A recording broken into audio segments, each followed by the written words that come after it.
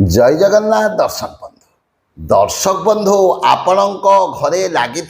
तुलसी गछ जदि सुखी जाए से आपण मानू बहुत बड़ लाभ हो से ही तुलसी गछर काठी को नहीं जदि माला करी आपण माने बेकरे धारण करेंगे तुलसी माला जदि पिंधे ताहले आपणकर शरीर पवित्र हेबो आध्यात्मिक भाव जाग्रत हेबो एवं मन मध्य पवित्रता भाव आसीबो से ही तुलसी गछर किछि खंड को नहीं जदि लाल रंगर कपड़े बांधी आपणकर ट्रेजेरी रखिए जो जगार टंका पैसा रखुंट से जगार रखिए आपणकर धन वृद्धि एवं से ही सुखी जाइथिबा तुलसी खंड को नहीं जदि ठाकुर घरे होम करेंगे ठाकुर पाखे जलैबे ताले आपणकर घर मध्य वास्तुदोष दूर हेब। तेणु दर्शक बंधु घरे लगी तुलसी गछ जिते सुखी जाऊँगी ताहले ताको कौनसी जगार न रखी कौन जगार न फोपाड़ी व्यवहार करंतु देखिए आपणकर अनेक बड़ लाभ हेब। जय जय जगन्नाथ जय जय जगन्नाथ जय जय जगन्नाथ।